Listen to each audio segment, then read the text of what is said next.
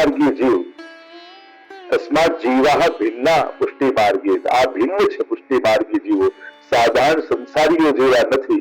કારણ કે પુષ્ટિ કાયેન નિશ્ચય મહાપ્રભુજી આજ્ઞા કરે છે કે આ જે પુષ્ટિ જીવો છે એ ઠાકોરજીએ શ્રીઅંગની સેવા માટે પોતાના શ્રીઅંગમાંથી પ્રગટ કર્યા છે. અને એટલા માટે પ્રવાહ સૃષ્ટિ છે જે મનથી પ્રગટ થઈ છે, જે મર્યાદા સૃષ્ટિ છે એ પ્રભુની વાણીમાંથી પ્રગટ થઈ છે, અને પુષ્ટિ કાયેન નિશ્ચય પુષ્ટિ સૃષ્ટિ પ્રભુના શ્રીઅંગમાંથી પ્રગટ થઈ છે. એટલે પ્રભુની શ્રીઅંગની સેવામાં જેને રુચિ છે, જેને પ્રભુમાં રુચિ છે, એ લીલાનો છે એ તેનો સંકેત છે. પણ લીલામાં પણ અંતર્ગત અનેકવિધ લીલાઓ છે. જેમ આપણે નિત્ય લીલાની વાત તો ન કરીએ, એટલે ભૂતલની વાત કરીએ, હવેલીની વાત કરીએ, તો હવેલી પણ એક પ્રભુની લીલા સ્થળી છે. ભાવ બધાને ઠાકોરજીમાં છે, ભાવ બધાને સેવાનો છે. પણ ઘણા નથી કહેતા મને તો ફૂલગઢની સેવામાં જ આનંદ આવે, કોઈ કે ના મને તો ભંડારની સેવામાં જ આનંદ આવે, કોઈ કે મને તો બુહારીની સેવામાં જ આનંદ આવે, કોઈ કે મને તો શ્રૃંગાર અને સજાવટની સેવામાં જ આનંદ આવે, કોઈ કે મને વ્યવસ્થાની સેવામાં જ આવે. તો સેવા બધા કરે છે, પણ પોતાની રુચિ એટલે કે લીલામાં એનો જે અધિકાર છે એ અનુસાર એને એ સતત સેવામાં આસક્તિ થાય છે.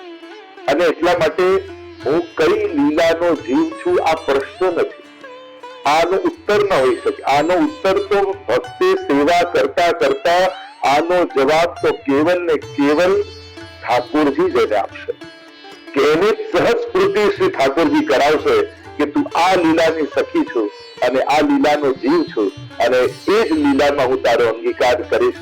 એવી સૂઝ અને એવી સમજ સ્વયં પ્રભુ જ સેવા કરતા કરતા એ જીવને આપતા હોય છે. અને એટલા માટે આનો પ્રશ્ન બીજા કોઈ પાસે ગોતવા કરતા પોતાની સેવા દ્વારા એનો ઉત્તર દેવાની કોશિશ કરવી, કે આપણી સેવાની રુચિ, આસક્તિ અને નિષ્ઠા એના દ્વારા એક દિવસ પ્રભુ જ આપણી જે અધિકાર અને આપણી જે આસક્તિ એટલે કે આપણી જ્યાં લીલામાં સેવા છે એ સેવાનું ભાન ઠાકોરજી આપણને કરાવશે. અને એટલા માટે એના માટે આ ઉત્તર મેળવવા માટે ખૂબ નિષ્ઠા સાથે સેવા કરો. જે સેવામાં તમને આસક્તિ હોય આપમેળે એ જવાબ તમને ખ્યાલ આવશે. કારણ કે આનો વિસ્તાર તો ઘણો બધો કરી શકાય, પણ આજે આપણે બધા પ્રશ્નો સમાઈ લેવા છે, બહુ વિસ્તાર નથી કરતો. અમારી સેવા પ્રમાણિત કરશે તમે કઈ લીલાના જીવ છો એ તમારી આસક્તિ તમને કહેશે. એટલો હું ટૂંકાણમાં ઉત્તર આપું. સીમાબેન, આપના શ્રી ચરણકમળમાં મારા અને અમારા પરિવારના કોટી કોટી દંડવત પ્રણામ. સાત સદા વૈષ્ણવને પ્રભુસ્વામી. જયશ્રી, હવે પછીનો પ્રશ્નમાં વૈષ્ણવ એમ પૂછે છે કે શ્રી વલ્લભપુર પરિવારને વૈષ્ણવની જય શ્રી કૃષ્ણ કેમ ના કહેવાય, એ આપ કૃપા કરી સમજાવવા વિનંતી. આપણે ત્યાં વૈષ્ણવનો વ્યવહાર, વૈષ્ણવ ગુરુનો વ્યવહાર અને વૈષ્ણવનો ઠાકોરજી સાથેનો વ્યવહાર, આ ત્રણેય વ્યવહારનો વિવેક વૈષ્ણવે જાણવો જોઈએ. કારણ કે પુષ્ટિ માર્ગ એ વિવેકનો માર્ગ છે. અહીંયા એ આદર, એ ભાવના, એ ભાવનાને પ્રગટ કરવાની રીત એનું ખૂબ મહત્વ આપવામાં આવે છે.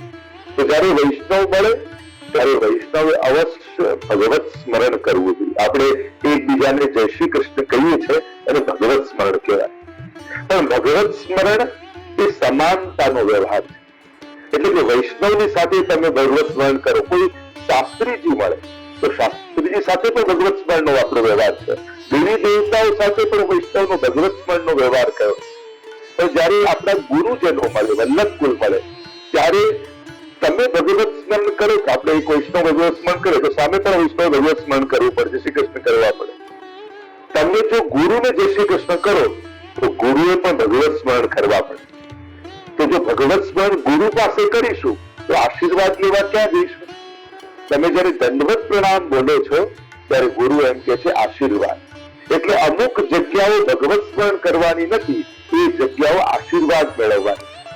અને એટલા માટે ગુરુજન પાસે જઈએ ત્યારે દંડવત પ્રણામનું ઉચ્ચારણ કરીએ તો ગુરુજનો આપણને આશીર્વાદ. એ રીતે ઠાકોરજી પાસે જઈએ ઠાકોરજી પાસે પણ આશીર્વાદ મેળવવાના હોય, એટલા માટે ત્યાં પણ દંડવત કરતા હોઈએ. પણ જેમ વૈષ્ણવનો વિવેક છે એમ ગુરુ સાથેનો પણ વિવેક છે. જેમ ઠાકોરજીની આગળ ગુરુજન ઠાડા હોય તો એવા સમયે ગુરુજનને પણ દંડવત નથી થતા.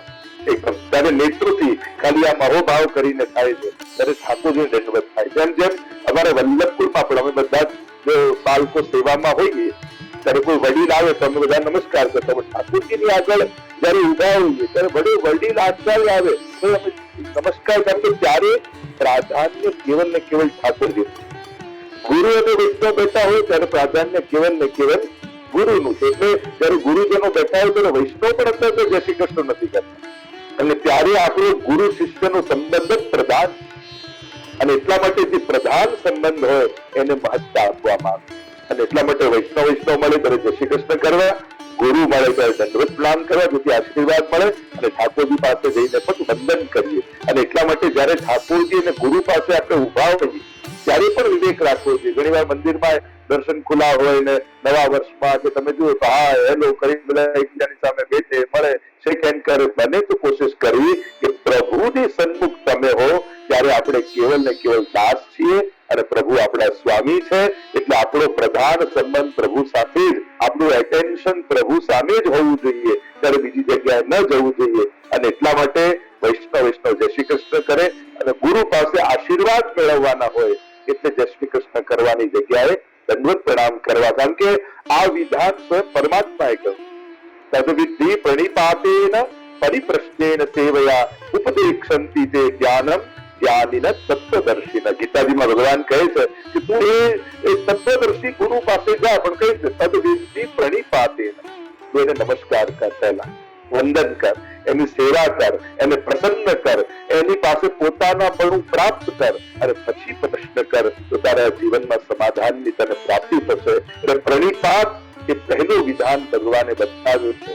અને એટલા માટે ગુરુ પાસે ભગવત સ્મરણ ન કરતા વંદન કરી અને આશીર્વાદ મેળવી. જેમ વલ્લભાખ્યાનમાં ગોપાલદાસજી કહે વંદુ શ્રી વિઠ્ઠલ વર સુંદર નવ ઘનશ્યામ કમાલ જગદીતલ ઉદ્ધાર કરવા પ્રગટ્યા પરમ દયાલ. એટલે વંદન કર્યું અને વંદન કરવાથી આશીર્વાદ મળે. હું તો હંમેશા કહું જીવનમાં ભેગા કરવા જેવું કઈ હોય તો એ આશીર્વાદ. જેટલા આશીર્વાદ મળે એટલા ભેગા કરવા. કારણ કે જયારે આપણું દુર્ભાગ્ય ચાલતું હોય, જયારે આપણું નસીબ કામ ન કરતું હોય, જયારે આપણી સમજ કામ ન કરતી હોય ત્યારે ભેગા કરેલા આશીર્વાદ કામ કરી જતા હોય.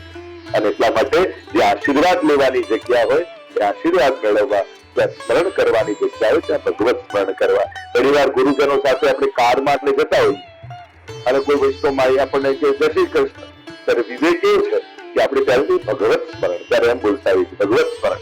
એટલે પેલા વૈષ્ણવને બી ખ્યાલ આવી જાય કે વલ્લભકુળની જોડે લાગે છે, હમણાં કોઈ ગુરુદેવની સાથે લાગે છે, એટલે પછી હાથમાં એનો પણ વિવેક આવી જાય. તો આપણે ત્યાં બધા કોડવર્ડ છે યા એવી ભાવનાઓ છે જેથી આપણે એ સમય સંજોગનું સન્માન જાળવી શકીએ. એના બધા વિધાનો છે. એટલે જયારે વલ્લભકુળ બિરાજતા હોય તો ફોનમાં વાત કરી કેમ કે ભગવત સ્મરણ એમ કરાય. ભગવત સ્મરણ આટલું બોલવા માત્રથી એને જય શ્રી કૃષ્ણ પહોંચી જાય. તો આ બધા વિવેક જાળવીએ તો આપણે આશીર્વાદની પ્રાપ્તિ કરી શકીએ. એટલા માટે વલ્લભકુળને જય શ્રી કૃષ્ણ ન કહેતા દંડવત કરી.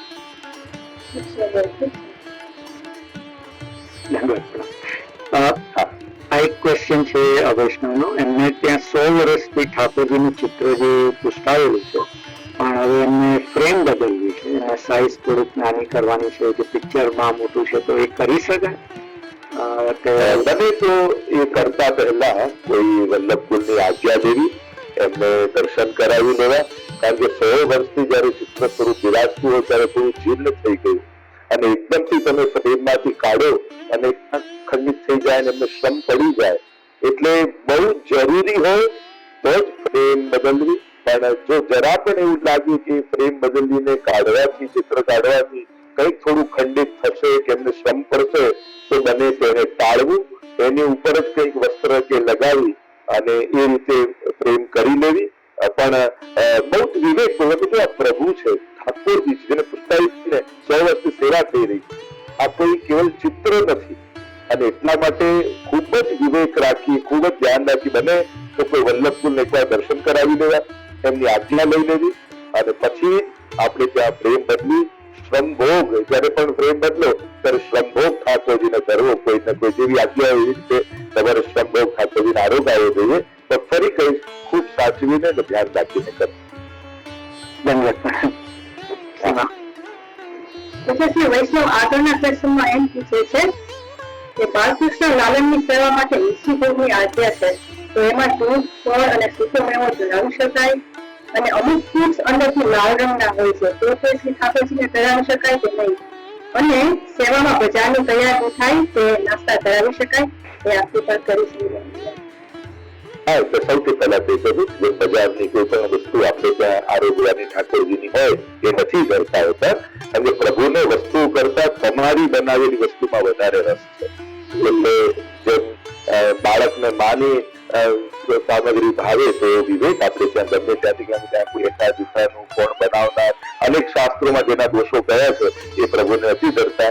બીજી વાત, મિશ્રી ભોગ ધરવાની આજ્ઞા હોય તો દૂધ કે મેવો ધરાવી શકાય, બને તો મેવો તો ધરાવી શકાય, પણ દૂધ માટે ઘણી વાર શું થાય છે કે ઘણી વાર આપણા રસોડામાં પવિત્રતા ન જળવાતી હોય, ન સચવાતી હોય, અને આપણે એવા ગેસ ઉપર પાછું દૂધ ગરમ કરવું પડે, અને જો આપણે ન સાચવતા હોય તો બને તો દૂધ ભરવાનું ટાળવું.